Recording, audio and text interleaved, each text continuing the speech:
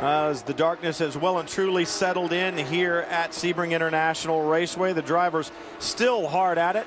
About an hour and 25 minutes left to go in this event, and then it will be done. But still, that's more than half of a regular American Le Mans Series race.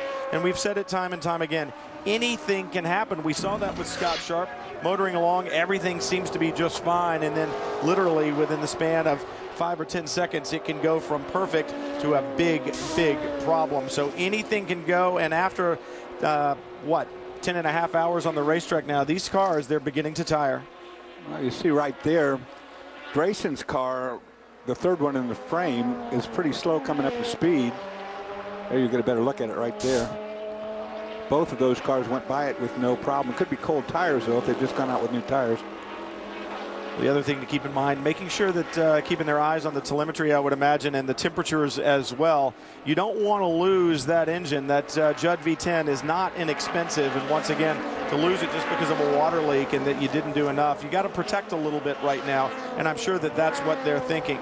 We talk about things being tired. Well, it's not just the cars that are worn out. This racetrack punishing on the drivers and the crews as well. So still a long way yet to go. We saw problems for the Flying Lizard team a little bit earlier. Let's hear more from Jamie. Well, Seth Nyman, team principal for Flying Lizard Motorsports, coming into the 2010 season, another two-car effort. What's the team's goal for the season this year? Well, as always, our objective is to win the championship. We've won the last two seasons, and last year we thought it really couldn't get much tougher, but as we saw towards the end of last season and definitely this week, it's unbelievably competitive in GT2. How do you keep a team motivated from race to race? Well, this is a group of very competitive people. I think actually our biggest issue is not keeping people focused or motivated, but to remember that, you know, to win in motorsport, you have to have some passion and some fun while you're being serious. And I think, you know, that's our objective right now. When assembling a team, what sort of things do you look for in order to get that type of employee who is motivated and driven? Well, number one, they have to be people that love racing. Number two, I like to work with people that are smart and very communicative so they can work together effectively. And then, you know, you just got to let them work together for a while. And I think this group has demonstrated over the last 4 or 5 years that they love working together and that they're ready to come out every week and try and win the race. Well, we certainly are glad to have both cars back this year. Good luck. Thank you. The one thing he said there that I totally agree with is the fact that you have to have a group that not only is serious but has fun too. It is a very serious sport, no question about that, and there's a lot of hours you have to put in at making one of these things work together. And if you can have a little fun while doing it, that lightheartedness really carries a long way. It really does. The chemistry aspect too. This is a team sport. You know, you got one driver behind the wheel at one time, but this is very much a team sport, and you've got to have that cohesive unit working well together. You've all got to dig deep when times are rough, and certainly play hard when you're having a good run also. Well, you know, we keep talking about championships, and we talk about making a 70% and how points are important. And I know that there are questions about how this championship is going to work as you look at the 81 car, the leader in the GT Challenge category. Alex Job Racing has been absolutely spectacular today.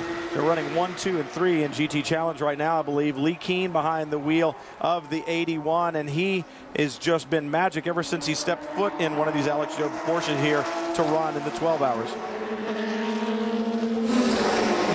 I just was talking with Alex Job right there, and I really dislike, especially you guys up in the booth can relate to it, as someone that's driven a lot of these races, you go, I just don't want to jinx anyone. So as they see you coming as a member of the media now, they almost dive off the pit car. But they're going, I said to Alex, I said, I'm not going to try and make a story up where there isn't one, but what are the drivers saying? He said, nothing. I said, any feedback? It's just going well. What pace are you running? Comfortably. I said, so I really shouldn't look for a story here, he said, and he just put his headphones back on and shook his head. But, you know, we chatted a bit earlier as well. You know, they're running these 2010 Porsches, and really that's the only variable in this for them, which is, you know, they got that 3.8 engine. They don't know whether heat build up. It's got catalytic converters, which obviously are going to increase a little bit of heat at certain points in the rear of the car. So those were the variables they weren't sure about. And tonight, the nice cool temperature, everything's kind of playing in their favor, but Alex has put so much work into this. You've got 3 cars, the only team running 3 cars. They've got like 5 motorhomes, they've got 3 race trucks, they've got 6, like 25 people here, and a tremendous amount of logistics. And it pays off, doesn't it? Experience, teamwork, as you were just saying, Brian. Everything is about people putting it all together to come there. And there's a long way to go, but in the space of the Sebring race, you know, the finish line is in sight. And Alex doesn't want to talk about it. So I kind of made some of that up, but did it sound okay? It sounded great. There's a look at the number 23, the second place car in the GT Challenge category, and once again another from the AJR stables. Look up underneath the back of these cars when you get a tail shot, and you'll see the exhaust right there, good shot of it. The header's glowing completely, screaming bright red. Justin was talking about a catalytic converter being on these cars. That, of course, causes a tremendous amount of heat. It's like a little oven to burn fuel off, if you will. But pretty spectacular this time of night for the fans here at the racetrack, and for certainly everyone at home. And pretty neat stat here. I'm just looking at Alex Jobe's record in the American Le Mans Series. 37 wins, 45 poles, and 75 podiums coming in. Well, they add to the pole number there with the pole by Lee Keane here this weekend at 46. They could add another win, but it's pretty remarkable when you go from 75 podiums maybe to 78 in one race. It's always nice to add 3 at a time, isn't it? Yeah. You get to big numbers quickly when you're adding big numbers. Right now, Jan-Dirk Luelers in the 23. Having a good run as well. And when you think about what they did, not only running 1, 2, 3 right now, they qualified 1, 2, 3 in the GT Challenge category. So this Alex Jobe racing team certainly knowing how to get the job done. The 81 car, though, I mean, nothing aside, has had a spectacular run. That car still is as clean as a whistle, and the guys have just had it soldiering along at a perfect pace. Jan-Dirk Luelers, who's behind the wheel of that car right now, he has absolutely zero Sebring experience. He didn't know which way the track went at all. So what he did to get prepped for the race this weekend was he asked a lot of drivers some questions, including the ones on his team who had tons of experience, such as Luis Diaz, Butch Leitzinger.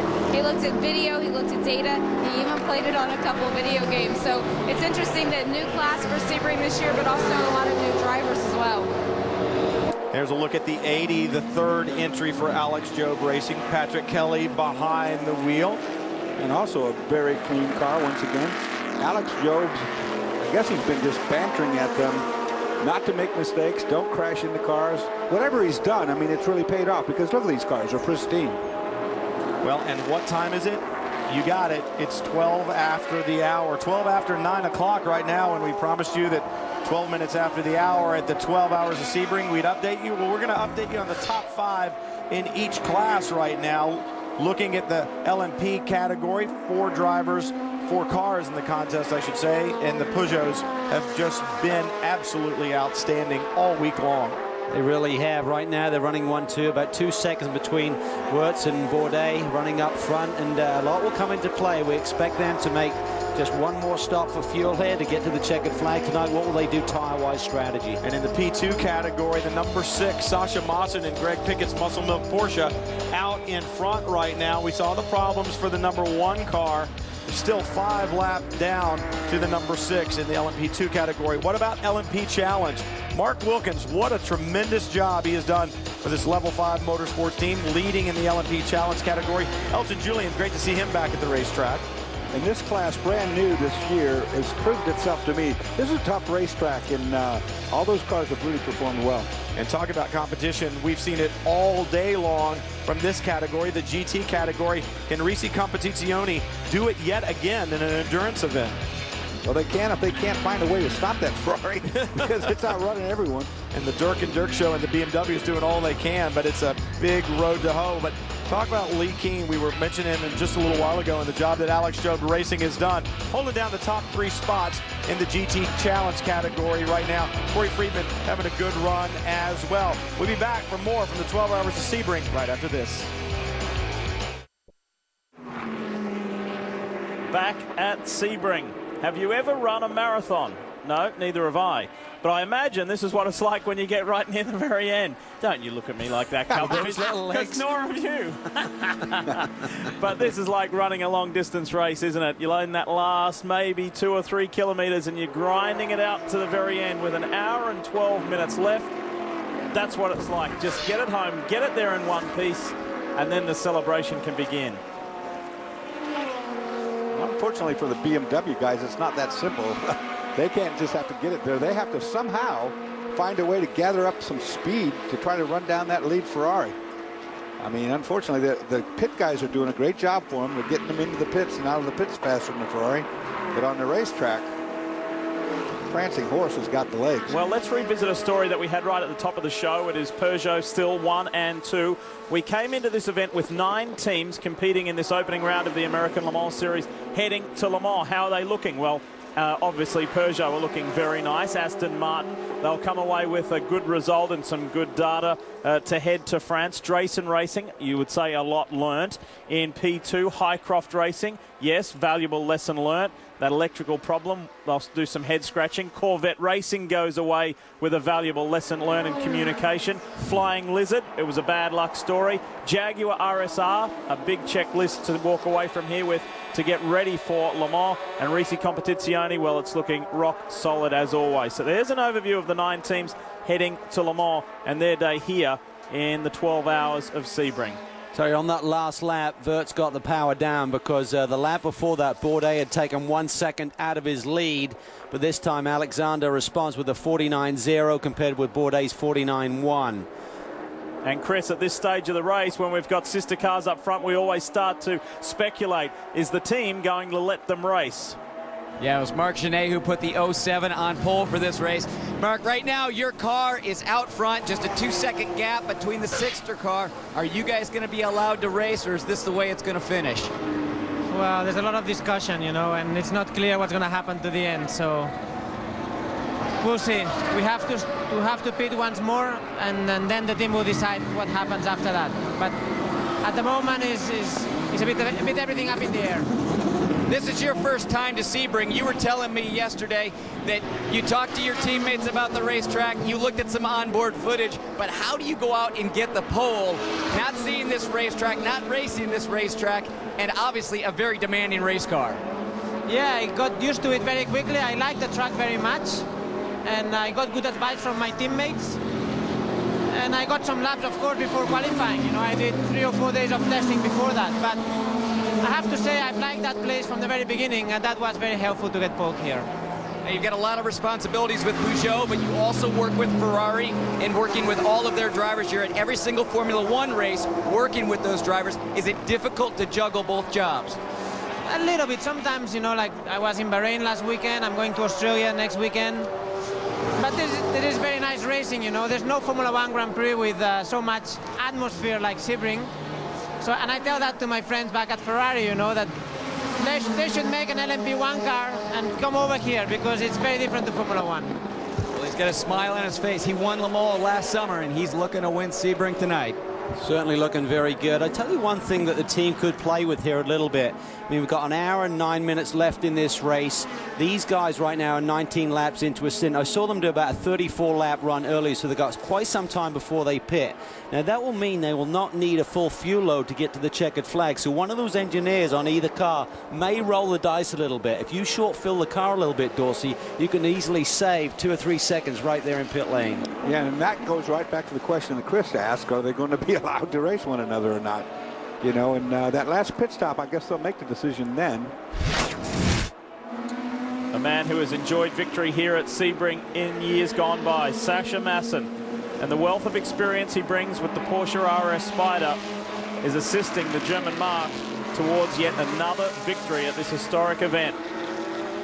And that car, of course, sitting in very good position right now because of the troubles that the Acura had with an electrical problem that unfortunately cost them 33 minutes to fix.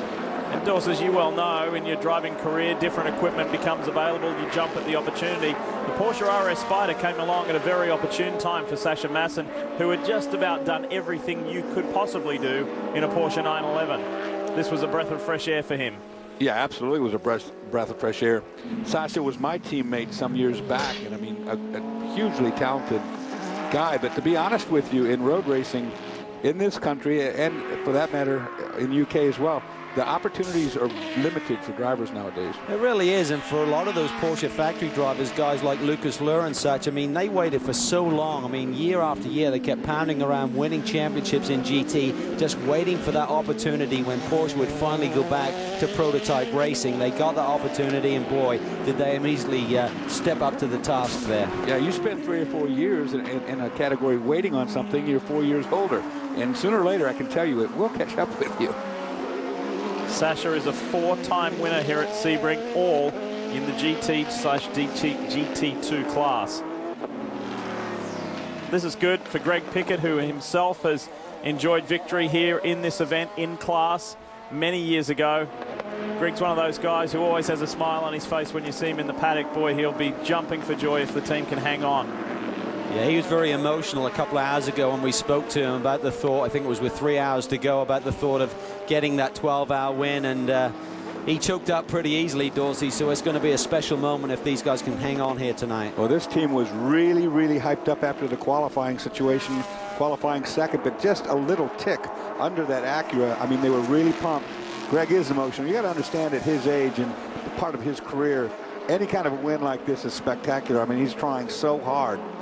And he's having fun doing it. That's one thing I do like about Greg, is that you look at him, he does have that smile on his face. He truly does enjoy this race car.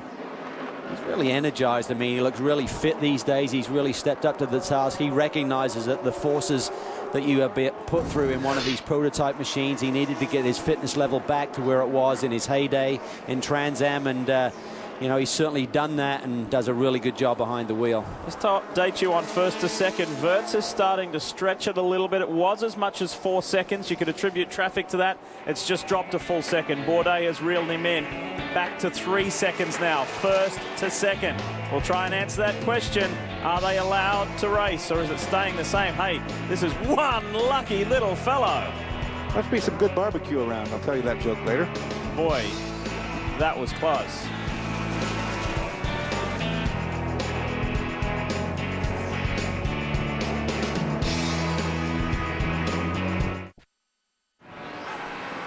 We don't have to wait long until we go to the second round of the 2010 American Le Mans Series. And that, of course, is at Long Beach. It's in a month's time, so put that one down. Look forward to that. The historic streets of Long Beach for a thrilling race in California. Lots of twists and turns for the competitors who not have visited the streets of Long Beach before. That's round 2 of the American Le Mans Series, presented by Tequila Patron. It's April 17 at 8 Eastern right here on Speed. A week that has been punctuated by some serious, some not so serious crashes. But here, come race time, it has been reasonably smooth. We've had a few isolated incidents, but nothing like the field in general and the paddock, the general consensus in the paddock, the feeling about this race. Been quite bizarre, some of the incidents. You talk about the Corvette one in pit lane, Dorsey. We saw the wheel come off the 17 machine, then clipped by Jörg Bergmeister. We then saw the Risi Competizione car go off, having clipped the green machine, the Krone Racing car, the sister car. So quite bizarre, some of the accidents that we have seen here today. Yeah, when you compare that against what happened during the week following or leading up to the race, the practice session crashes, the qualifying crashes, which were really big, these crashes during the race have been, like you say, out of text, a little bit strange. The Drayson Lola crashed. Pedro Lamy crashed one of the Peugeots. Greg Pickett crashed his Muscle Milk Porsche. Jan Magnussen crashed his Corvette. We also had an incident with Andrea Robertson on Monday in the 40, the Ford. Jamie Mello's car, Pierre Caffer crashed the 62 Ferrari. Mark Goossens had an incident in the 75. It just goes on and on and on. I mean, probably 2/3 of the field had some incident of some description. It's been quite an eventful week. It was a huge, huge crash by John Field, kind of setting the tone. And yeah, that was a monster. I tell you, we are so glad and so pleased, John, that you're okay. And just the carnage that was on that racetrack was just unbelievable, and just so pleased that one of our friends is okay. We are inside the final hour, 59 minutes to go here at Sebring. The race to crown another winner in this amazing event. And it's looking rock solid at the moment to be one of the 2 Peugeots. Will it be the 2 of the 3 Le Mans winners? Alex Wirtz and Marc Genet, of course, stood on top of the podium at Circuit de la Sarthe with David Brabham last year, or will it be the sister car? We will find out. And traffic is coming into play here. Remember just before we went away, farewell you for that break, the gap from Wirtz to Bourdais was 3 seconds. It's now 7.5.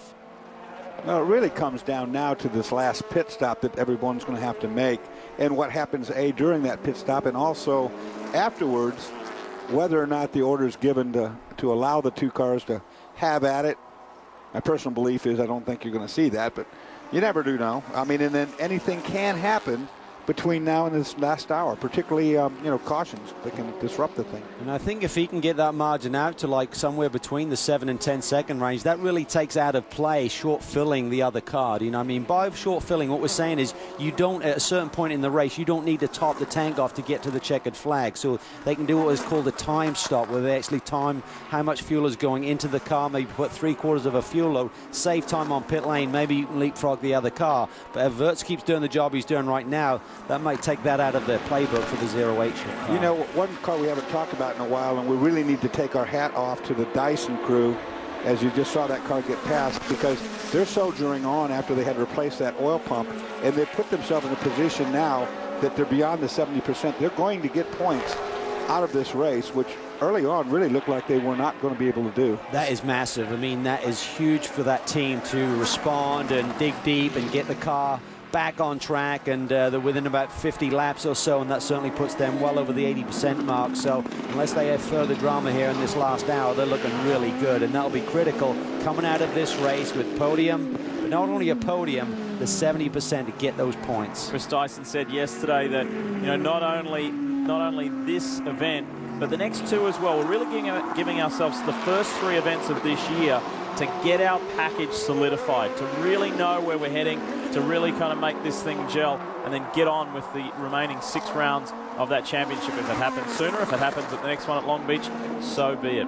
Our Justin Bell is an endurance sports car race winner in his own right. He knows the secrets to getting through these grueling events. How about the crews down there, Justin? Well, they certainly know the way to go through it. It's amazing down here because you obviously have factory teams and you have the private teams. And Level 5 is a great example. I'm standing right by them. They have served up 38 meals each, you know, breakfast, lunch and dinner, which is like 100 and something, 5 days in a row, which is an awful lot. They've had, she said, Carissa's told me she's been shopping like 4 times a day and hundreds of bottles of water. And now we're in the final hour. Obviously this coffee machine, Lavazza's is having a good shot here. Come all the way down here, coffee, coffee, coffee, brownies are doing well.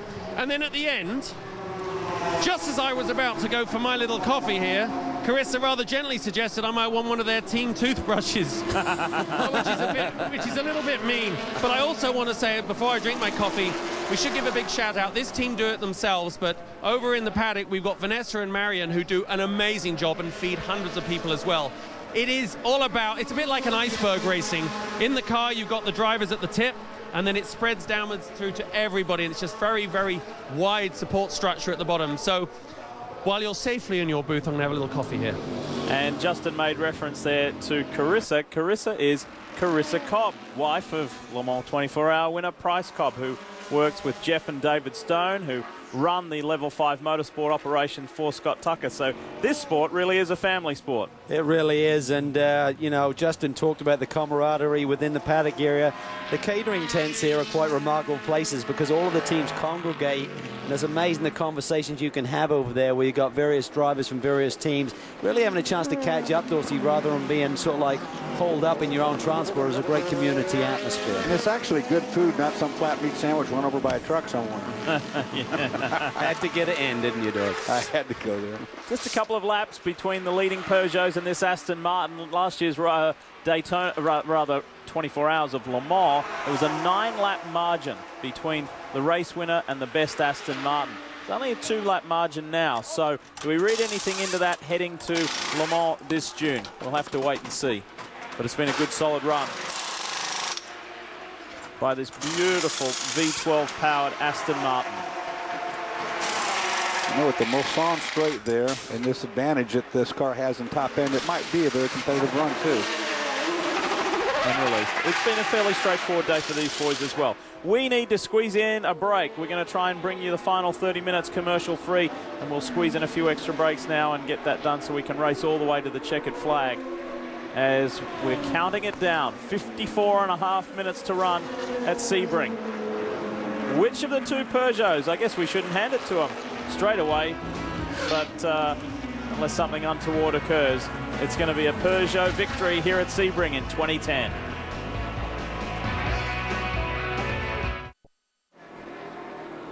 First to second in the 12 hours of Sebring as it stands. There's just shy of 10 seconds between the Peugeot cars of Alex Wurz and Sebastian Bourdais. Two men who spent time in Formula One. Alex, considerably more time than Sebastian, that's for sure. He was a master at extending his Formula One career. He now commentates for Austrian television on Formula One. He'll be heading to Australia just like Marc Genet tomorrow for the Australian Formula One Grand Prix in Melbourne. You'll be able to see that live on Speed. We spent some time with Alex the other day. Fascinating story for this guy who at one point in his career was a BMX world champion.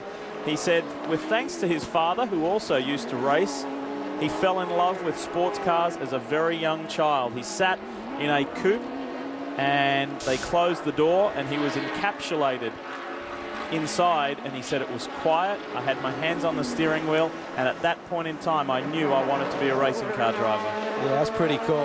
Really nice man. I mean, just really pleasant to talk to.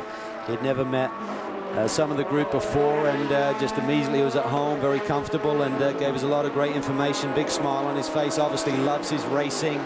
Talked about the fact that he's won Le Mans twice now, but could have so easily been 3 times, which would have been a 100% record for him. So we talked about TK, the man we had on our show earlier in the day. Tom Christensen has been the man at Le Mans, but certainly Wurz has a tremendous record also. Dorsey, you're loved and admired for your personality and your big character, and people always loved having you in their teams. Alex Wurz said, to carry on Calvin's point, that he has enormous respect not only for what Tom Christensen has accomplished at Le Mans, but the way he goes about it, the way that he commits himself, not just to the task, but to the team. He lives to be a team player. Do you associate with that? Well, there's no question. When you talk to Tom, you can see that. In the interview you did with him today, it brought it right out, too, that this guy is, in fact, a team player.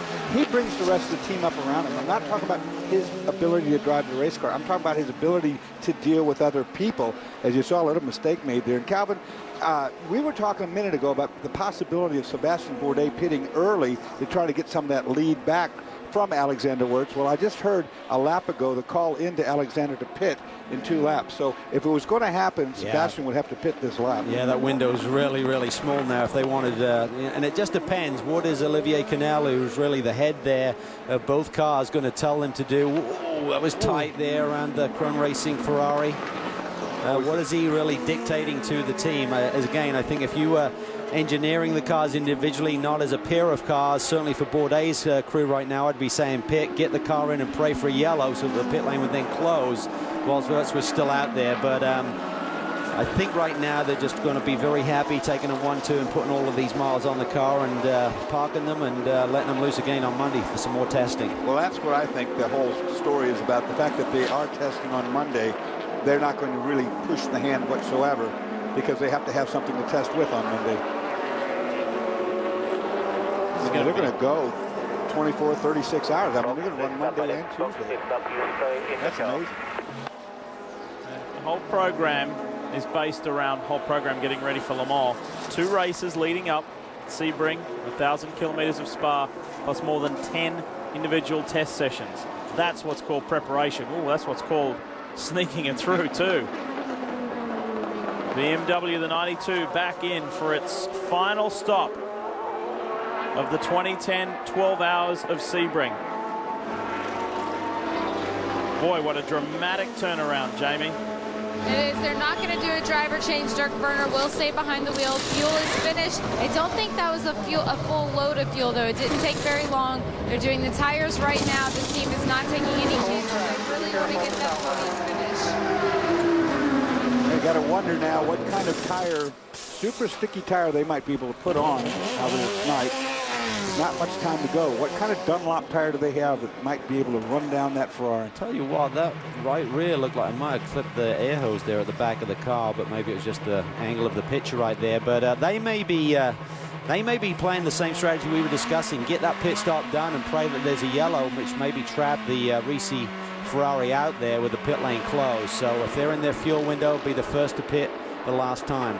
Sasha Massen stepping from the Muscle Milk Porsche, and Klaus Graf strapping in for one final stint.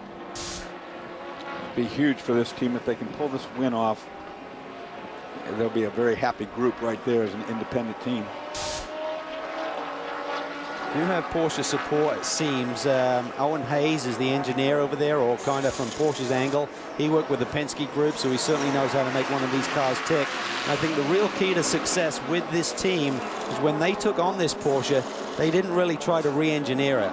You know, and I'm not really going to slam the Dyson team here, but I think when they campaigned these cars for the year, they really kind of got the car out of its setup window, Dorsey, and really struggled with the car and didn't get the success that everyone expected. Chris?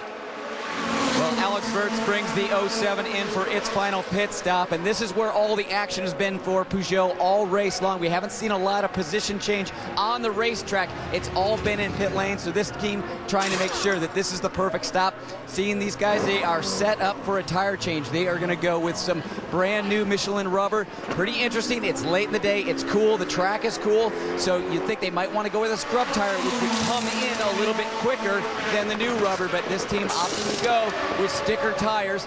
Very smooth stop so far. The diesel is done. They're just finishing up the tire change, and it's going to be interesting to see, can the 08 car make up any time in pit lane, or the drivers make up any time on in or out laps? Well, that tire change, it was about 11 seconds there, Chris, so I'm not sure whether Sebastian Bourdais is already on the back end of a double stint already, but if that team decides not to take tires, that could really leapfrog Bourdais to the lead of this race if he has a good lap here or a good lap or two before he makes pit lane.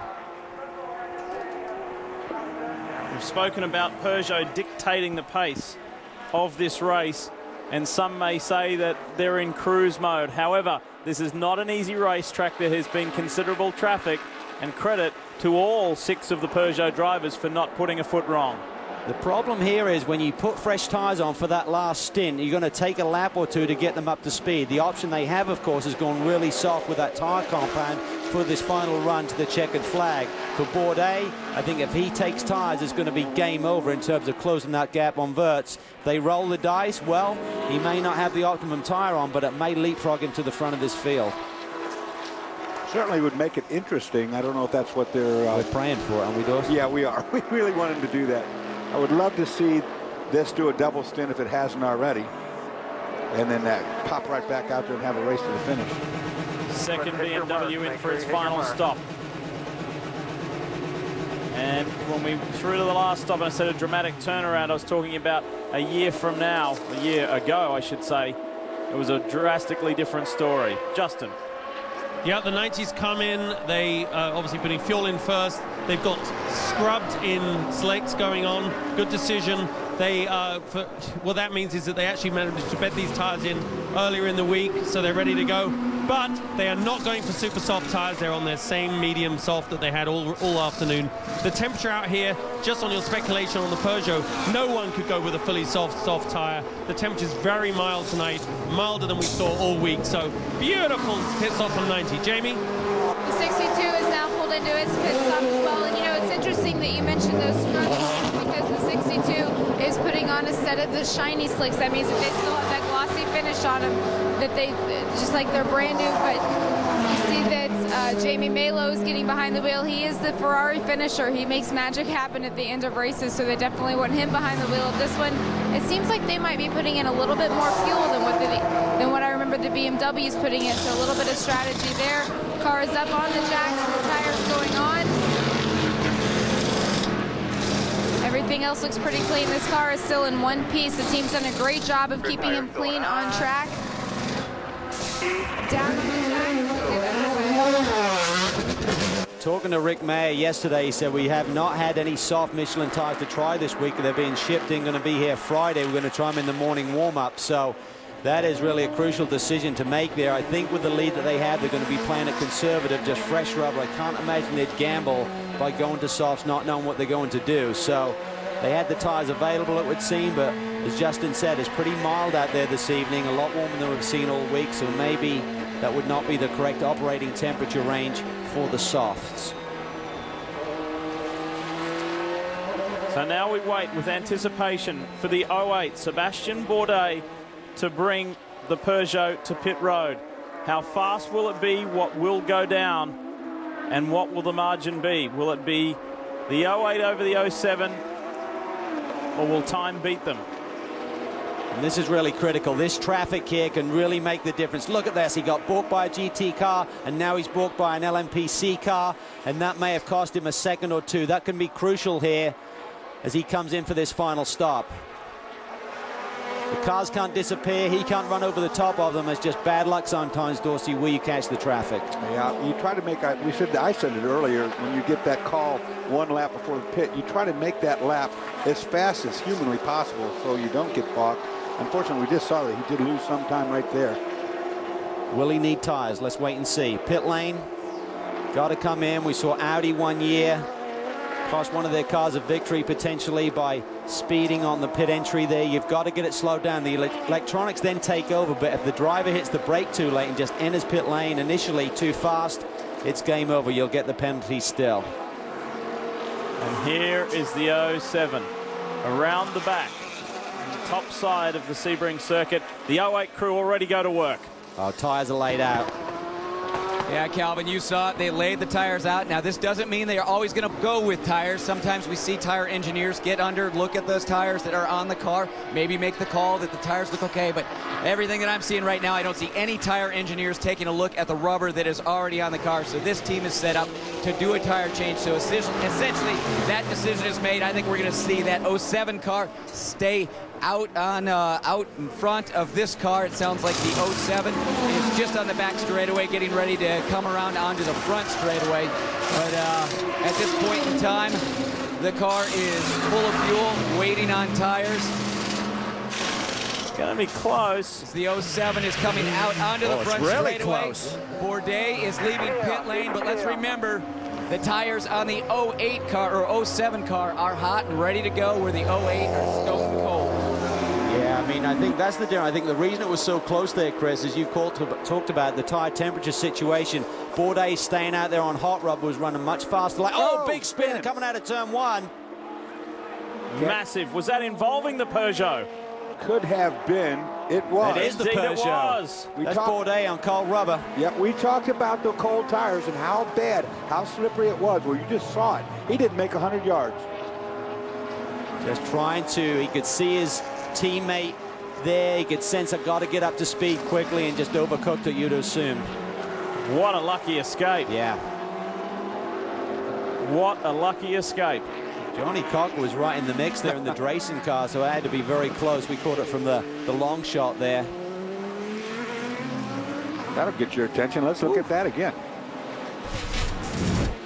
Top of the screen. Just loses it at the exit of turn one. And you're right, Johnny Cocker had nowhere to go. Yeah, he may have had to hit the brakes really hard there to avoid him. Full 360, no contact with anyone, and able to continue. And now that has allowed Alex Wirtz to skip away even further. When we come back from this short break, we'll tell you what that margin is exactly, first to second. But it is looking pretty much like the two guys in the 07 who went all the way to the top of the podium at Circuit de la Sarthe last year will do it here at Sebring as well. The American Le Mans Series is giving you a chance to win a 2010 Corvette Grand Sport and a trip to next year's 24 Hours of Le Mans. Look for promotions starting April 15, but log on to racetowincorvette.com now for information and get on the email list. This is a great opportunity, once-in-a-lifetime opportunity. Don't miss it. Racetowincorvette.com. Back in a moment.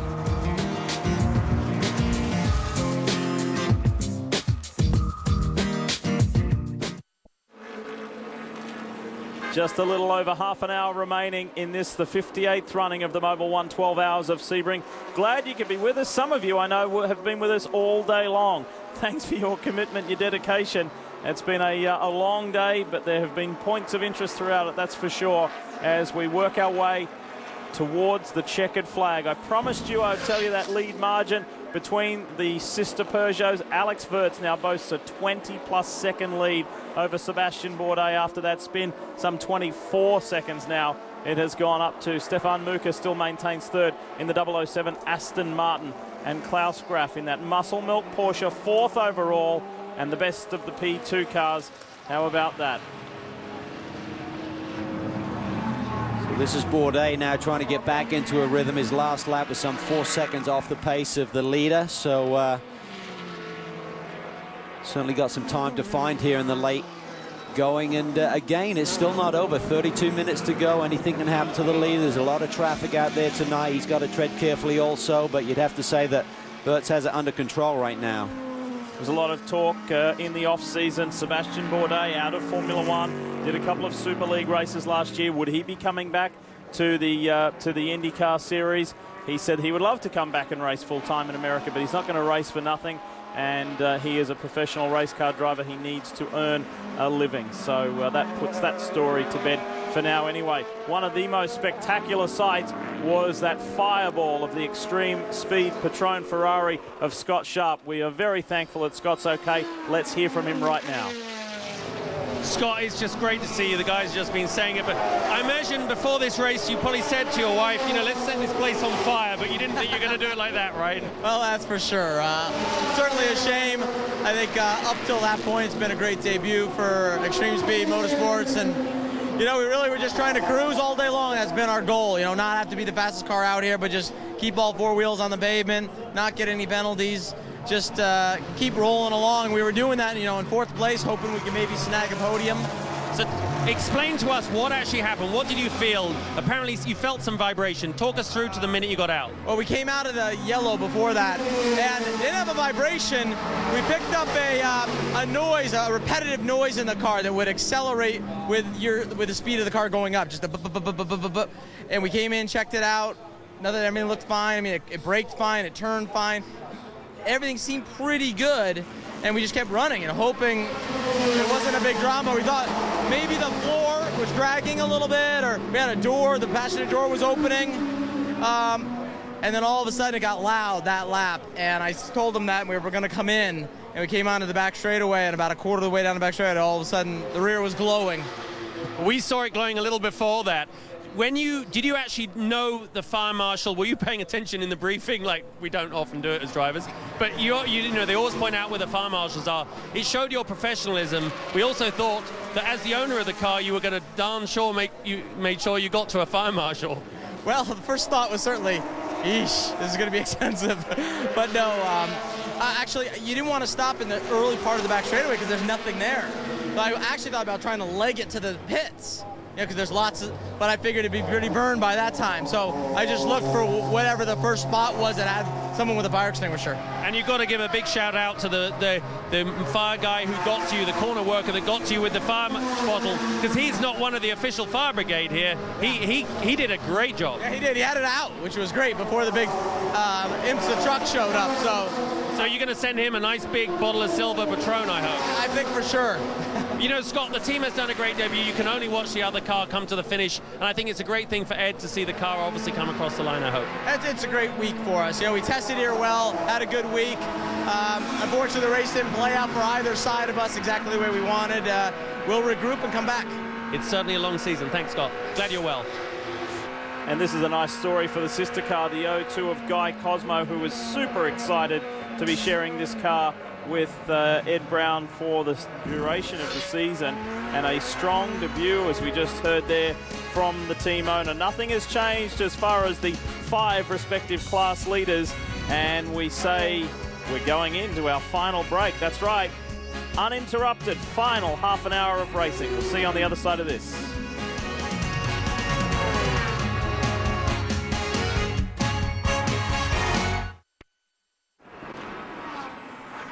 It's going to be a wonderful feeling for these guys being Level 5 Motorsports.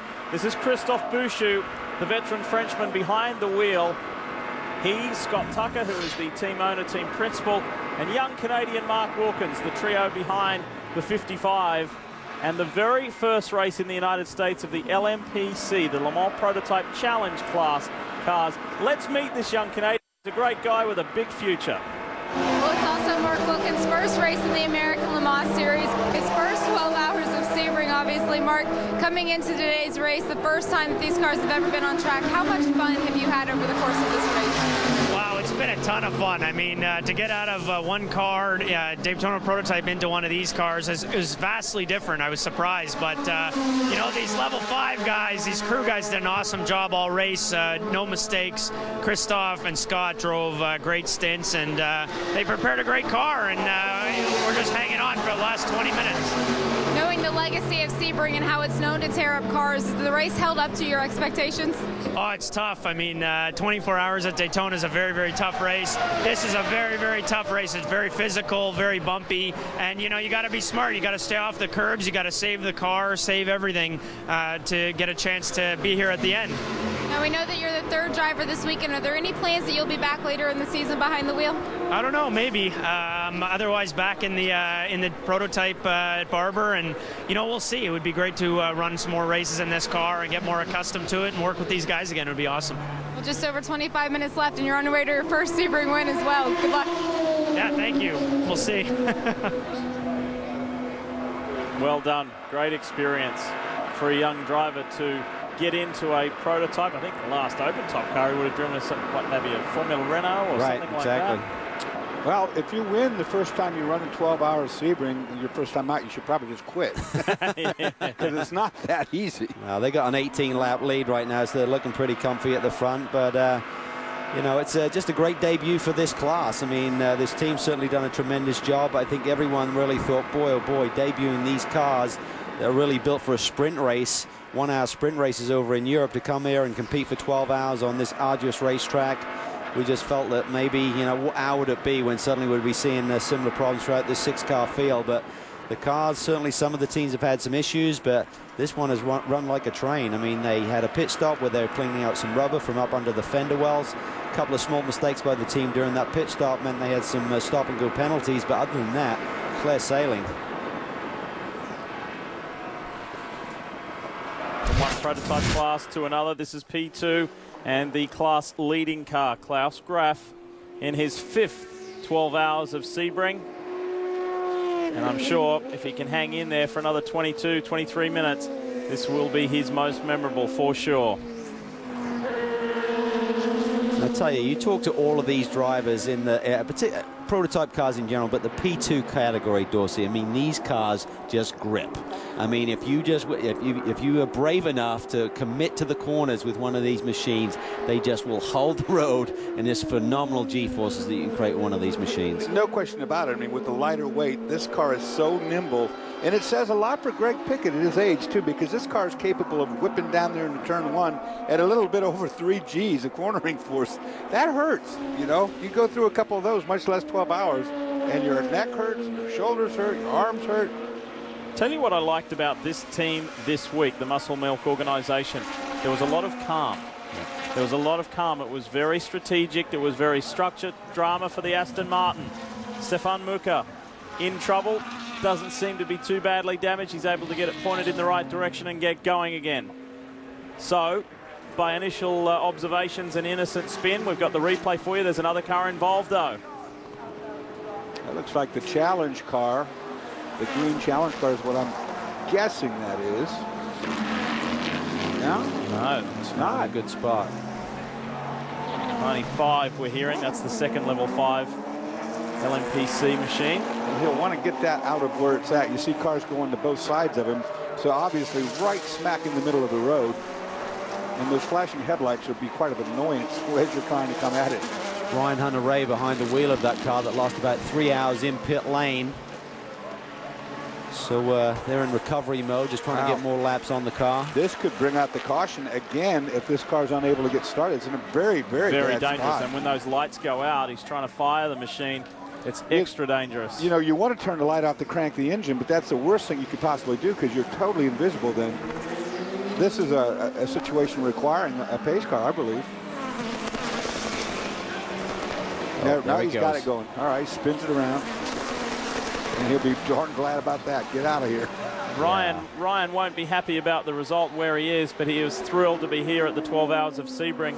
He was saying just the other day, I was flying down the back straight here on the practice days, and I said, boy, life is good. Just a couple of days, I was on the podium in Brazil in my IndyCar ride, my new ride for Andretti Autosport. Here I am racing in the 12 Hours of Sebring. He said that life is good. And this young American, this talented young American, he has already endured some low points in his career, so we wish him all the best. Down in the hairpin turn there is where Muka got it turned around, was going around another car, just got out wide out in the dust there. No grip, try to get back on the power and just loses the rear end of the Aston. That's the old tower turn, and that's the turn I told about earlier. If enough guys drop their wheels off the outside there, it brings that sand up on that corner, and at night you can't see it until you're in it. Make a quick special mention for a guy who so many in motorsport know and like and love and laugh with, and so many around the country have been trained by him. There was a special award given to a good friend of yours and all of ours, Dorsey, yesterday, Terry Earwood, where he was honoured along with the Skip Barber organisation as being BF Goodrich Tyres Person of the Year last year. And boy, if you could count how many guys how many people that guy has trained and taught how to drive racing cars over the years, you couldn't count. No, and you know, his father, Charles Earwood, was race director here for many, many, many years. Terry Earwood has probably taught more people to race cars individually than probably anyone else. He helped my career so much as a teammate. He taught me the finesse of racing, and I'll tell you what, that guy's... I still have people come up to me and say, hey, you taught me to Skip Barber back in 1982. Yeah. Think about him. This guy's been doing this all these years. Yeah. I mean, there's very few people, Ryan Hunter-Reay, as a lot of these guys in this race that Terry taught. So it was great to see him get that award. He had no idea it was coming. It took him totally by shock. So it was nice. It was very, very much fun to be there. Yeah, he's a special man and one of life's true characters, particularly here in the racing paddock. Always got a quip. Always got a joke and just a great personality. Yeah, guys, I didn't know Terry for very long, but when I was in Trans Am, he came in as a chief steward at one of our races at Road America, and I knew his dad, but I didn't know him. And I remember the one thing he said in our drivers' meeting is, hey, guys, now don't go off at the kink, because if you go off at the kink, it's kind of like throwing a chicken through the fan. Yeah. He's right. He's pretty good with that stuff. Anyway, we'll put a period on that. Congratulations, Terry. And thanks for all the laughs and the memories. And he's thoroughly deserved that award. Less than 18 minutes to go. That means it's 12 past the hour. It's time for another update to bring you up to date. We know that many of you turn on at various times throughout the day. Wow, it looks weird to see sunshine, doesn't it? Back early this morning at the start of the 58th running of this magnificent event. Peugeot 1-2. Aston Martin, and then the racing Judd-powered Lola. In the GT ranks, it was a good scrap early on, and look at the marks. Porsche, Ferrari, Corvette, all mixed in. They're all tangling it up, and it was Wolf Hensler who took the early lead in that class. He did. He held the lead for about 13 laps. Meanwhile, Pirro starts to put the pressure on Adrian Fernandez and slices it down the inside. Late brake maneuver and takes third position away. Here, Paul Gentilozzi and his Jaguar come in, has a cracked cylinder head. That's the end of the day for the Jaguar. It had to be retired early. We'll be back, however, on the streets of Long Beach in a month's time. Early drama, too, for the Dyson camp. Yeah, oil pressure issues. The car went basically into a fail-safe mode. They had to take it back to the paddock, work on that. But the good news is they got the car back out there. They will score points today. The first caution came on lap 29 as Joe Feinberg on cold tires had a meeting with the tire wall here. And then the first of many scraps to come between Ferrari, BMW, Ferrari, Porsche, etc., in GT2. And that was Jimmy Bruni on Billy Orblin. And there we see the Mazda finally cracks back into life. Chris Dyson takes it back on track. He, Guy Smith, and Andy Merrick on debut with Dyson Racing, looking for a podium finish here tonight. And then this, a really scary moment in the pits as one Corvette's trying to leave. Bam! Here comes the other one. Nobody hurt. That's the good news, but we don't see miscues like this very often. Radio communication failure here. Very, very uncharacteristic from Corvette Racing. And that was the, well, one of many pit lane violations, failing to follow pit lane protocol. Drayson weren't without their challenges either. Had some alternator issues right here, so this cost them a couple of laps at that time, but they continue to run very fast lap times, in fact faster than the Aston Martin. This is what Calvin was talking about earlier on, cleaning out some of the debris in the back of the level 5 55 LMPC prototype. Christophe Bouchou behind the wheel at the time. This is the class leading car right now and is on its way to being the class winning car. Had two different penalties, one for speeding on pit lane and one for an errant tire that got away from him. So that took them out of the lead, and it gave the lead to the 36 car, but not for very long, because look what happens here. Yeah, J.R. Hildebrand in his Sebring debut with a big slam. And that brought out another caution. Restart. It was a familiar sight with a Peugeot, at least one up front, and great scraps in GT that just continued all day long. It really did, and here we see Jimmy Bruni behind the wheel of the Ferrari once again, taking the lead away from the 45 car. And the Ricci Ferrari got a little bit of a boost, not here, got a boost on a caution and got virtually a lap ahead. This was a close call between Jimmy Bruni and fellow Ricci Ferrari driver Tracy Crone. And that was a lucky escape. This was not for Jörg Bergmeister. Here we see the errant wheel coming off the number 17 car. Jörg clips it, and unfortunately pit lane was closed. He had to pit. Here we see the damage to the car. Tire flails off there, and they had to sit there for a couple of laps, and that really took them out of the potential running for victory here today. They've rebounded nicely, currently sitting in 4th spot in GT2. And after dominating, completely dominating the P2 class, drama struck, electrical problems struck the Patron Highcroft HPD P2 car. They sat on pit road for a long time. The team also had too many people over the wall working on the car. They were penalized for that. So bad went to worse. Well, this is a big one. David Murray there had something go awry in the suspension of this car, and he had a big lurid slide coming off turn 1, Dorsey. Great save by the driver there, and he takes down one of the Florida banners. This is the scary moment. Scott Sharp, not too long ago in night, as something at the back of the Ferrari, oil more than likely, erupts, and Scott finally gets it off. Watch this very good corner worker action. This guy by himself gets after this fire and puts it out. Yes, we'll know post-race. We'll know by the time Long Beach comes around exactly what happened. Scott, when he spoke with Justin a little earlier, still unsure. This is Sebastian Bourdais spinning on cold tyres about 10, 12 minutes ago after coming out of pit lane on his final stop, and that brings you up to date with less than 13 minutes left to run, and the big Austrian Alex Wurz behind the wheel of the 07 is on his way to a Sebring victory. I tell you what, I mean, we talk about this being a precursor for Le Mans, and these Peugeots have run flawlessly here today. I mean, no problems, no hiccups whatsoever, and we know that Audi are testing here next week, and Dr. Wolfgang Ulrich, who heads up the Audi Motorsports organization, is on hand here today to observe. We know that Tom Christensen is here, and that will just really make them realize that these boys haven't taken a step backwards. They're on fire right now. Really good job. The only unanswered question that we have is what would have happened if they were pressured by anyone to run harder than what they did?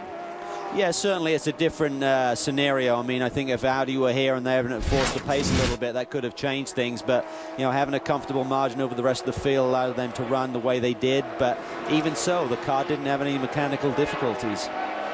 Nor did the 81 car, as it has led most all day long. Totally flawless run by these guys in the new class, the GT Challenge. It's quite remarkable that Butch Leitzinger may finally get his first Sebring victory here tonight. Yeah, he's had a class victory. Hey, he had a class victory the same year that you had a class victory.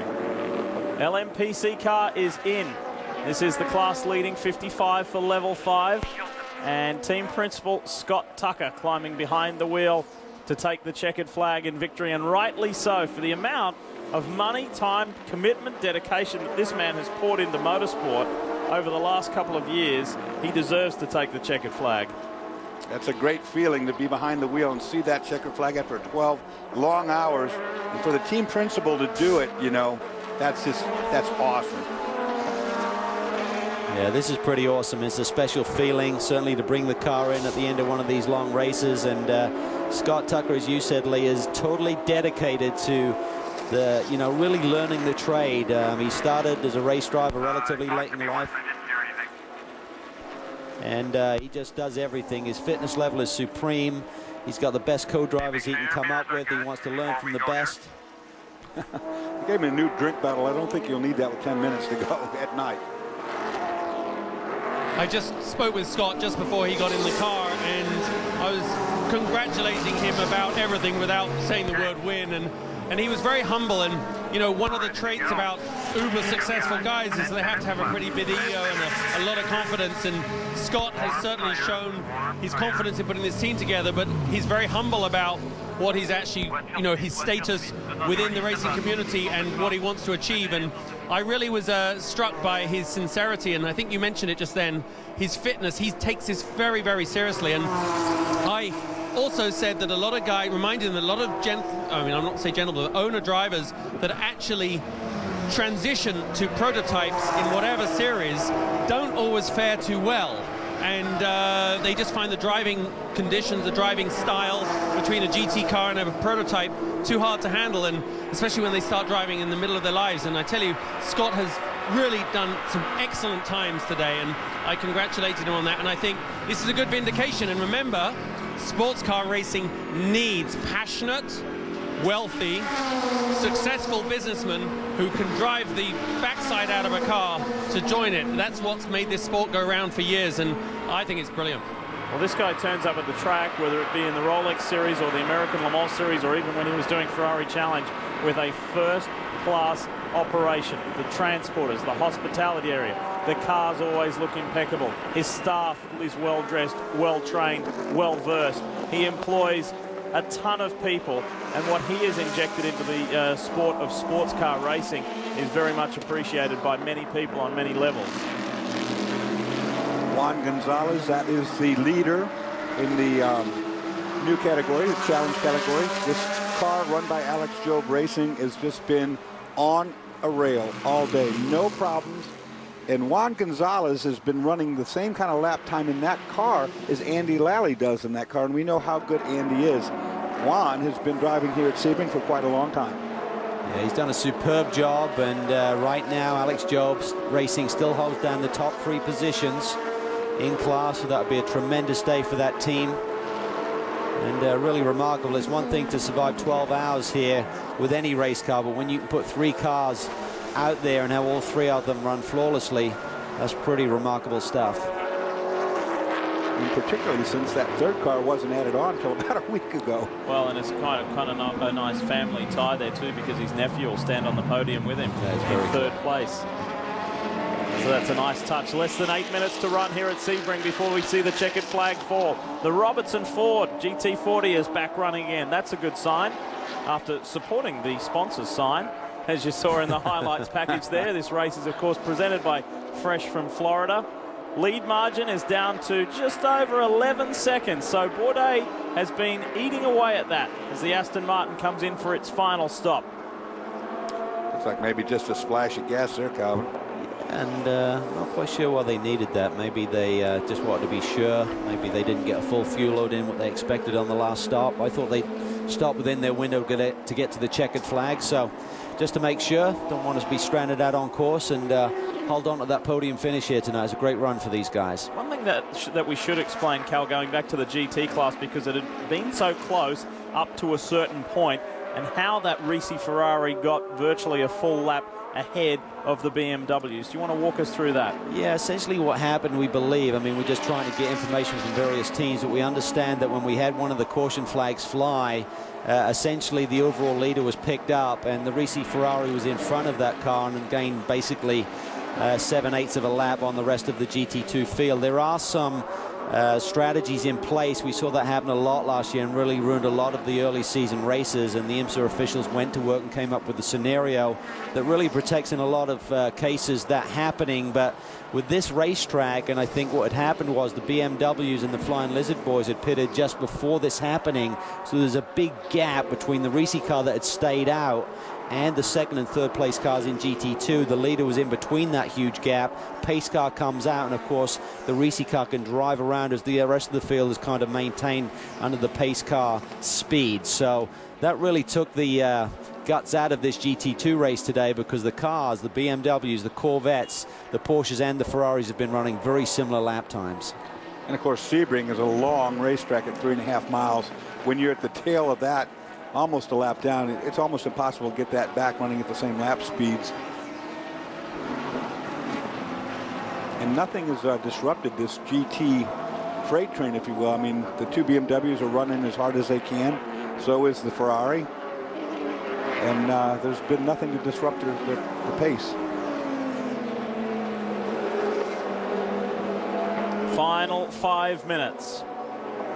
The clock is counting down. And spare a thought for the third driver in the lead car, Anthony Davidson.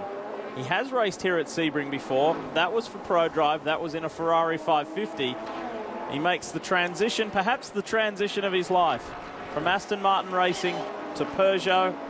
Not necessarily from team to team, but the opportunity that presented itself to drive this magnificent 908, the diesel-powered 908.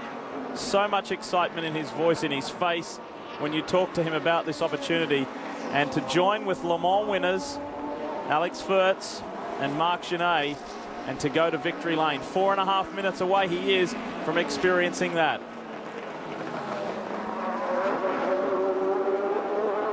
This is a pretty cool time, you know, for the drivers. A lot of things have happened during the course of the day, but, you know, being out there in these conditions, Dorsey, I mean, for the fans at the side of the racetrack watching these cars glow, with the rotors glowing as they hit the brake zones, you see the exhaust, the catalytic converters and everything. Just it's quite a scene to be out here at this stage of the race. It is, and by now usually you know where you're going to finish. You're not going to be able to make up any ground. I mean, sometimes you can, but usually you can't. So you're just riding and enjoying yourself, and you're wanting to get it over with. There is Anthony Davidson. Yes, he can't hide the smiles, talking with Marc Genet. He missed the golden opportunity. He missed his window to be a Formula One driver as far as a full-time Formula One driver. He had time with Super Aguri. He had many test periods. In fact, even last year, he was a test driver, even though the test conditions have changed so dramatically with Brawn GP that went on to become the world champion. So he has driven with a lot of good teams. He's very well respected in the Formula One world, not only for his analysis, but for what he can do inside the cockpit. That window, that opportunity was closed. Now another brilliant one has opened for this young British driver. He's a really likable young man. I haven't spent much time with him in the past, bumped into him a couple of times over the years, but just really loves his racing, and he's probably got to the point now, he's been relaxed a little bit, knowing that maybe his Formula One days are over, and he's found a new career here in sports cars. And all of the team, we spoke to Bourdais about how is Anthony doing. He's got the least amount of miles. He said, boy, forget about it. He's just immediately up to the speed of everyone else on this squad. So he settled in very nicely, and that was one of the keys here. A lot of people question why Frank Montagny and Stefan Sarazan aren't here this weekend. And I think the management there just said, we want to give all of our drivers equal drive time. And they certainly have a lot of confidence in Frank and Stefan, that even if they miss the 12-hour here, they'd be in great shape going into Le Mans. Meanwhile, give all of the other boys a good run.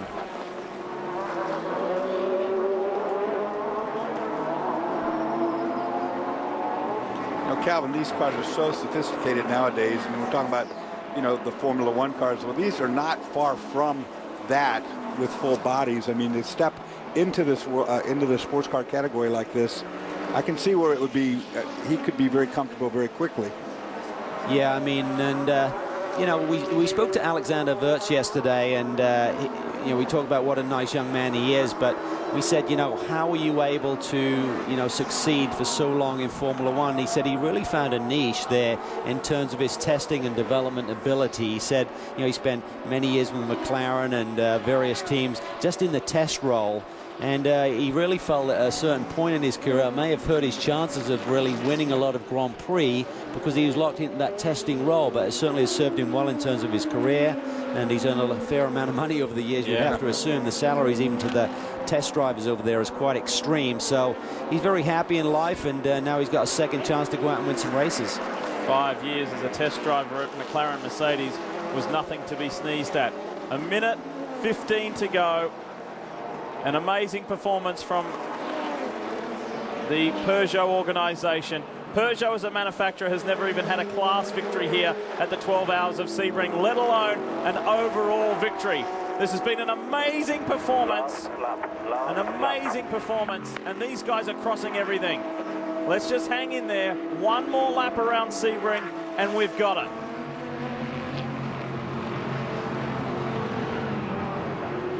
He's got a nice margin over the second place car of some 13 seconds, just shy of that 12.9 right now, so he'll certainly know that. The team will be indicating he doesn't have to take any chances here, Dorsey. This is the perfect scenario. Nope, he'll be just on cruise control right now. Bring it on back one more time. Easy on the gearbox. Don't worry about revving it all the way to its max. Doesn't need to go there. Well, do you remember the rain-shortened Petit Le Mans at Road Atlanta late last year when the race was called due to the horrendous weather? It was Peugeot 1-2. It was Peugeot 1-2 at the 24 Hours of Le Mans. And it's going to be Peugeot 1-2 here at Sebring. Big question mark is what will we see in June? I mean, we have to think that Audi will have got their sums right. They will have worked hard on the R15. It's now called the R15 Plus. It was running down in Homestead, Florida just this week, doing some high-speed runs around the oval. They'll be here Monday, Tuesday. First real in-anger laps on a full road circuit, so that will really be the test. I'm sure they will get an immediate feel, those drivers, as to whether they're in the ballpark. Does the car have the right feel?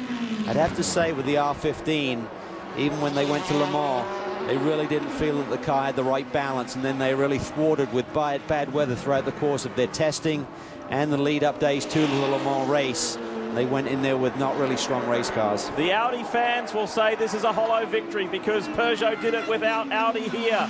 The French team will say it doesn't matter because the Lion has roared at Sebring. Peugeot win for the very first time at the Mobil 1 12 Hours of Sebring. Sensational performance.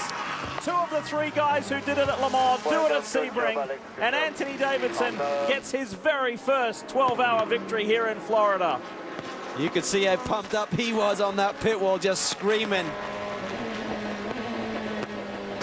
The 62 Racing Ferrari continues a very special chapter in endurance sports car racing. This makes it 6 consecutive, starting back at Le Mans 2 years ago, Petit Le Mans, Sebring, another 24 Hours of Le Mans, another Petit Le Mans, and now, just for good measure, let's add another 12 Hours of Sebring. This team from Texas know how to do it right with this Ferrari 430. A little bit different finish to the one we saw a couple of years ago too. He doesn't have to barge with Jörg Bergmeister to the line. It's Bruni, it's Mello, it's Caffa. A successful trio, and Giuseppe Risi's boys have done it again. And Scott Tucker's Level 5 Motorsports Way to go, everyone. Way to go. Win on debut in this first race for this new class, the LMPC, along with Christophe Bouchou and young Mark Wilkins. And in P2, it will be this car flexing some muscle. The Porsche RS Spider, and Greg Pickett's crew will go all the way to the top of the podium with Klaus Graf and Sasha Masson. That is going to be an emotional pit lane when they get back there with that car. Boy, these guys are going to be pumped. Porsche win 2 of the 4 classes, Peugeot overall, and Ferrari in the GT category. Now we understand there is a drama involving one of the BMWs, the 90 of Dirk Muller. Gets in a little bit too hot. No. Doesn't get into the wall, though. What a bookend to the day that would have been. The car was crashed in the morning warm-up and then to something that happened on the final lap. How about that? An eventful day, but we will see 2 BMW M3s on that GT class podium. So much to talk about. We've got the full wrap-up right after this. Alex Wurz, he is a massive figure, an appropriate stature for a champion driver. The big Austrian has done it. You can see how Chris Neville standing by. An amazing scene down there for the French organisation and for Peugeot, claiming their own special piece of history here, Chris. Well, hey, victory is victory at Sebring, and Alex, Peugeot finally gets this piece of the endurance puzzle. Yeah, no, it's fantastic truck. Oh, sorry, I didn't want to say that. Was awesome race. Very tough because we were just fighting all the way to the line. So I'm pretty tired now, but awesome race, good for Peugeot, good season preparation. Congratulations. And we apologise about the profanity there. We are live and we don't control what people say, so apologies for Alex Wurz's language. Caught up in the emotion of being victorious, no doubt about that. So everyone takes a breath and says, whew, we got there, it's done. And we're going to wind through the results now and just recap on who finished where. Well, a 1-2 for the Peugeot boys. The 007, the Aston Martin, a great result there, finishing on the podium. But the quicker of the petrol-powered cars was the number 8, particularly in the early going with Emanuele Pirro on his return to prototype racing. Very spectacular stuff there. Lord Paul Drayson and Johnny Cogger ably assisting him to a 4th-place finish. They do it again. Peugeot 1-2 in P1. They got what they wanted out of the 12 hours of Sebring. Look at the boys from Racing Competizione. Great scenes. Jamie? A lot of celebration going on with these GT2 Ferrari drivers right now. Jamie Malo, you're the one who brought the car home across the checkered flag. Talk us through this. How is this Racing Ferrari team able to always do well in the endurance classics? Well, I think all the 3 drivers did a very good job, and I think the crew prepared the car in a way we could push, and we couldn't be really consistent. So I just need to say thank you for Ferrari, thank you for Michelin one more time to bring us the best they have. So, and thank you to these guys. I think without them we couldn't make it. Jimmy Bruni, you're coming on board for a full season of competition with the Racing Competizione team for the first time. What kind of motivation does this give you as you go into Long Beach? I mean, fantastic. We done this first time for me last year, second this year, first with Jamie and Pierre. We couldn't go for worse, so it was all good. Thanks to Michelin, thanks to the Ferrari and the prepare, and Racing did a fantastic job to prepare this car. So happy. Pierre Caffer, certainly no stranger to the podium with this Racing team. How were you able to suck it up and get back out on track after that accident earlier in the week? Yeah, okay, it starts badly, but in the end it worked out, and sometimes you have some things which you not expect, and it wasn't on purpose. It was just unlucky, I have to say, but in the race, as Jimmy and Jamie said, the guys did an awesome job. They prepared the car like hell, and thanks to Ferrari, to Michelin, which give us a perfect car and tires. Well-prepared car for a well-earned race. Congratulations. Yes, not only victory for Michelin in GT2, but Michelin victory overall as well. That's their 12th. But let's pick through the GT results as we see it. Ferrari on top again. It's Jamie Mello and Pierre Caffer's 3rd class victory. And for Jimmy Bruni, it's his very first, so an extra special night. But for BMW, you have to wonder right now what would have happened had they not got caught out by the pace car. I mean, the 2 cars ran flawlessly. They ran at the same pace as the Ferrari. They just got separated by bad luck. What could have happened? Hey, speaking of bad luck, look at car 45 in 4th. The Lizards have to settle for 4th yet again, and the sister car coming into the top 5. Good result, great result to be where they were for the 02 car on debut for the Extreme Speed guys. Chris? Klaus Graf, Sasha Marsden getting handshakes from Chris Dyson down here. Klaus getting a hug from one of his crew members. great run. This is your first win at Sebring, but early in this race, the car was 2 laps down, but you came back and you get the victory. Yes, I mean, in sports car racing, especially a 12-hour race at Sebring, never give up, you know, keep doing the laps, and we run trouble-free. So I'm extremely happy for the muscle milk car, for this man here, Greg Pickett, who make this all happen. So this is a very good day for us. I'm very proud and very happy. And Greg, you've been here before back in the mid-'80s, but a long time ago. Does it feel the same? Oh, it feels really great. I mean, I couldn't be happier for our little hard-trying team with 2 great teammates, and Porsche Mark, and the tires were fabulous from Michelin, and I just couldn't be more tickled. So all of our fans out there and all of our muscle milk users from all over the place, we love you guys. It's just great stuff. Sasha, you've had so much success here, but it was all in GT. 4 wins, now you get a win in prototype. Well, it feels really sweet. It's the first win for a private team with the RS Spider in America, and I'm part of it, and I'm great to be part of the muscle milk team. Thanks, guys. It was a great job, and the car ran without any trouble. Thank you. Well, they just kept digging all day long, and they come away with victory. Sensational performance for our winners in the P2 class, and I think Klaus Graf summed it up correctly there, boys, with "we ran trouble-free." That is the key, and a superb run by those guys. I mean, the #1 team, Highcroft Racing, they'll be bitterly disappointed. They've had the pace all week long. Just that little wire caught them out. Dorsey had to spend a few laps in pit lane, and that was the difference today. You know, trouble-free here in the 12 hours of Sebring, that's just about unheard of. A really good job by that team. That's why they won. You know, just if you can get that job done without anything going wrong with the car, you're going to win it. We're going to talk about our new classes now. Let's start with LMPC with Justin Bell.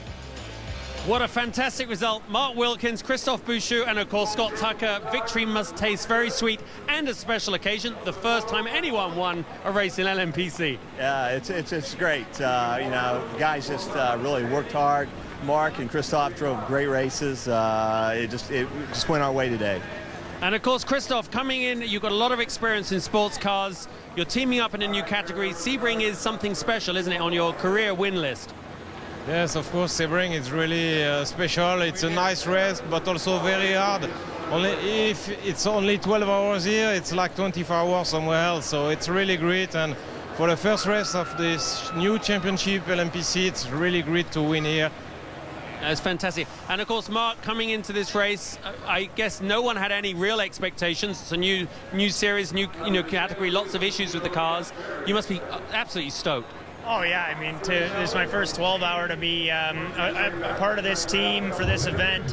I can't thank them enough. Scott and Christophe did an awesome job, and you know, didn't put a wheel wrong all day. And it's a tough track, but we worked hard, and the guys on the team did a great job, and it's an awesome result. Well, I got a little message from Dorsey earlier. He said, by the way, 12 hours aren't this easy. You don't win your first one, by the way. So you shouldn't do that, but well done. Brilliant. Last final thoughts from you.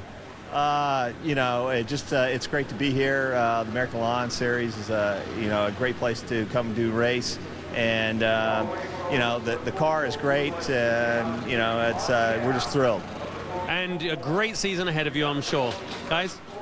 Thanks, Justin. We congratulate the guys. We review the LMPC results. Have a look at that.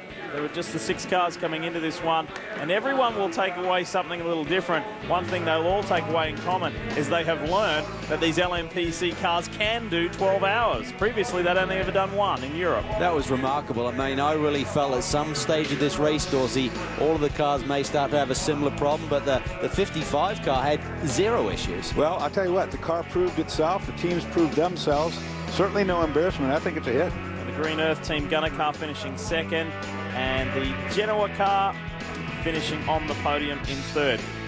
Still more to come from Sebring on the other side of this. We'll talk GTC.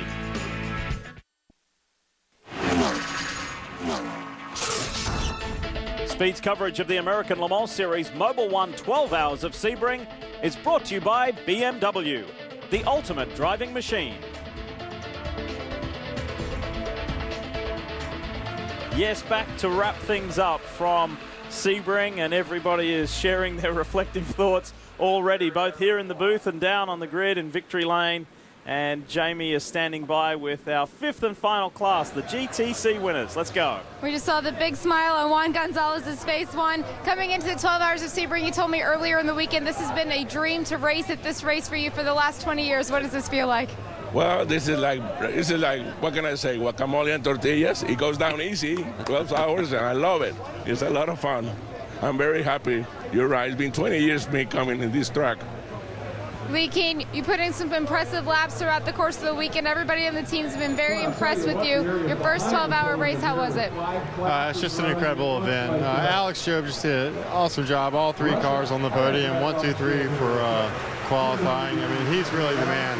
And I need to say hey to my sister. She's having a bachelorette party in Atlanta. So, hey, girls, y'all have fun. And Butch Leitzinger, we've seen you in prototypes for the last several years, but oddly enough, your last Sebring 12-hour win came in 1990 behind the wheel of a GT car. How did this compare? I have to say this is a little bit better because it took that much longer to do it. You know, the first time it was only 2 years, now it's 20 years. You know, it's just great to have landed with a team like Alex Job and Juan and Lee. It's a real pleasure. It's going to be a real pleasure to watch this team grow and develop over the rest of the season. What great action in GTC tonight. Fabulous. And just a little FYI to Lee Keen, I don't think your sister's watching if she's at a bachelorette party. And let's review those results. Hey, Lee Keen is really starting to create a name for himself in sports car racing, isn't he? Particularly in Porsche 911s. Well done. We should give a shout out too to the tyre manufacturers. Yokohama on all cars in this class, but in the other 4 categories, it was a lockout by Michelin. Congratulations to the 2 respective tyre manufacturers. Good overview there. What a day for Alex Job Racing. 1, 2, 3, locking out the podium. That's pretty sweet. 78 podium finishes now for that team in ALMS history. So that wraps up the thoughts of our winners and the results. Let's go back down and get some more with Chris Neville. Chris, you in the Peugeot camp? Yeah, I finally be able to catch up with Mark Genet and Anthony Davidson down here. Winning car. Mark, you got to feel pretty good about this because you were the one, you and Alex were the ones who won Le Mans last year. Now you get Sebring for Peugeot. Obviously, it's a good combination. Yeah, Anthony brought luck, and especially Alex did a mega job at the end. You know, he drove for 3 hours. There were no team strategies, so they were racing with Burde. Burde is very fast here. He's been here for a long time.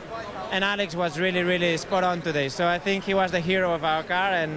But winning this after Le Mans, you know, it's incredible. I thought my luck had run out. You know, I still have a lot. So let's hope for this 2010 Le Mans again. Anthony, you're the new guy on the team. Your first race. All these veterans have probably been making you carry their luggage around, but not anymore after this win. No, it's fantastic to be here. You know, with the Peugeot team. Until about a couple of weeks ago, I didn't even have a contract with these guys. It was quite a late call for this season, and yeah, I've always wanted to come here and win at Sebring. I've been second before in 2003, and to join the likes of Alex and Mark, the Le Mans winners, that was big pressure today. And I knew I had big shoes to fill after Brabham in the car in Le Mans, and you know, he's a legend around here as well. So that was big pressure, and no, I think I did a good job, and we got the car into the lead when I was driving, and we just stuck it out through to the end, and like Mark said, Alex did a great job to keep it that way at the end. But Peugeot finally puts all the pieces together. And Mark Genet said Anthony was the hero in the car. He certainly was. He was the fastest of that winning trio, and an excellent performance from the new boy as they celebrate an historic victory. Peugeot win the Mobil 1 12 Hours of Sebring. We will wrap it up when we come back. Back to wrap things up from Sebring. What a day. We'll all walk away from here and head to Long Beach and away and head to Le Mans, thinking of this event, what occurred, who learnt what, and who's got work to do. Justin Bell can tell us more. Well, it really is a preparation for Le Mans, Davey, in many ways, but it is still the Sebring 12 Hours. You want to win. You're standing here with a little long face, but second place, mate, here, for most people, would be a lifelong dream. Well, it would be, but it's, you know, we obviously, we're trying to come here and win the race. We're very well prepared. The car ran faultless, except for we had a wiring issue. Cost us 24 minutes, so unfortunately, you know, that cost us the victory. But, you know, we've learned a lot of lessons out of this race, which obviously goes towards preparing for the whole season in Le Mans. But real proud of the way the Patron Highcroft Racing team just did their business this week. It's been phenomenal, really. Well, with Simon by your side, we know the story isn't over. Well done, mate. Thank you. Chris?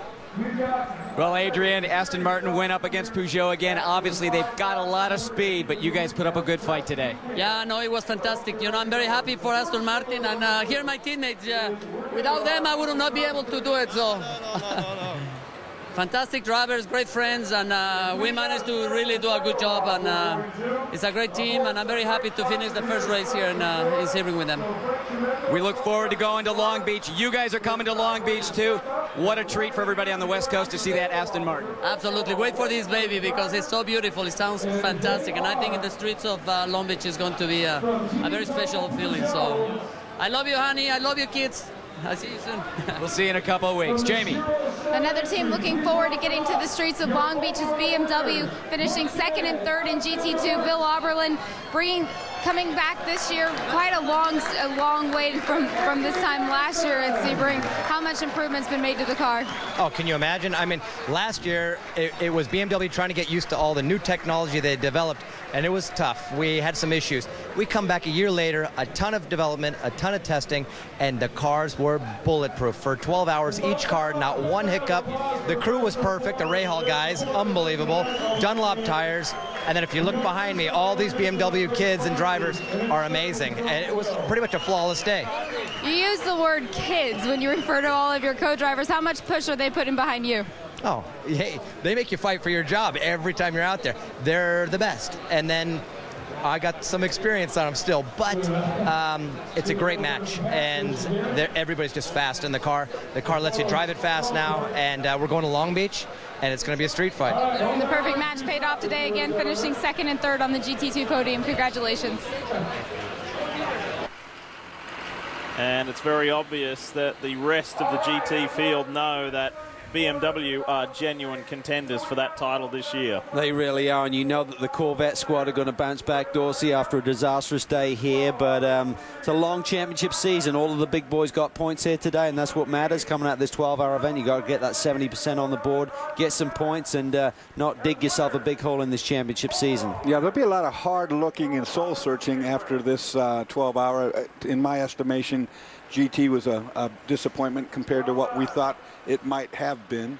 However, you know, that being said, everybody will build on that. I do agree right there with Bill Oberlin. When they go to the streets, to a street fight in downtown Long Beach, it's going to change a lot of things. What's this feeling like here, boys? You've both been there. You've both stood on this podium, right on top of the podium. It's really magic because this is an awfully tough race. We keep talking about how treacherous this racetrack is, and at the end of 12 hours, Dorsey, you are absolutely beat, but the adrenaline is still flowing. It's great to get up there, and there's a real team spirit. When you can win any of the big endurance races, it's all about the team effort that was put in by the crew, the tireless hours in preparation months ago. You know, sometimes we talk about it in the open as years of development with these cars, months of preparation, and then everyone has to do their job right the whole week, and then to come through and get victory is really the icing on the cake. You know, I remember sitting on that podium, standing on the podium, looking out and just seeing how many of my friends were there. It was amazing. Good feeling. Let's get back down in amongst it. Let's hear from another BMW driver.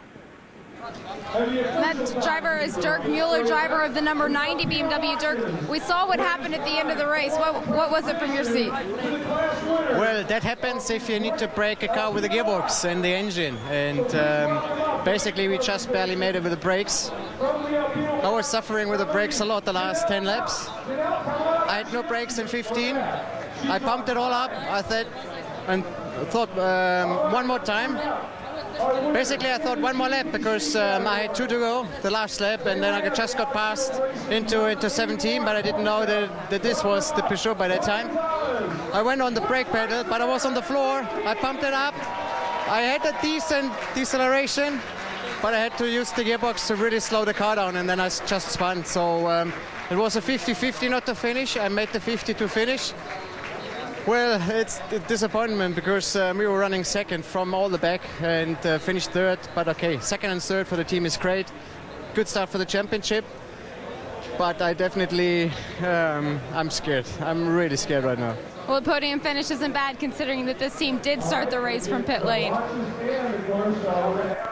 So that tells us exactly why Dirk Muller spun right at the very end there, Dorsey. I tell you what, I'm really looking forward to Long Beach. I think we're going to see a fantastic race there. I wish I could stay here Monday and Tuesday for the testing because that leads to Le Mans, and I'm looking forward to that one as well. Yeah, a lot of people are going to see that new Audi here on Monday, and I have to say that Peugeot, they continue to work. They've developed this car a little bit further. It ran flawlessly today, Lee, and we always said if you can come out of this 12-hour race without any problems, it really sets you up nicely for June. And what are your thoughts on Peugeot? Because they were very clear from the outset that we have a checklist to do. We have our objectives to achieve. Are they done? I think so. I think they'll have ticked a lot of boxes here today. I mean, good strategy by the team. They made the right calls. So a couple of little errors by the drivers, but other than that, good clean run. All right, let's remind you about the second round of the American Le Mans Series presented by Tequila Patron. It's in a month's time, April 17, 8 p.m. Eastern, right here on Speed, the historic streets of Long Beach. And stay with us on Speed. Coming up next, NASCAR Performance. That ends a marathon day here on Speed and SpeedTV.com. It has been a wonderful day. On behalf of Jamie Howe, Justin Bell, Chris Neville, Brian Till, Calvin Fish and Dorsey Schrader, I'm Lee Diffie. It was our pleasure bringing you the 58th running of the Mobil 1 12 Hours of Sebring, and we congratulate all 5 of our class winners. We'll see you in Long Beach.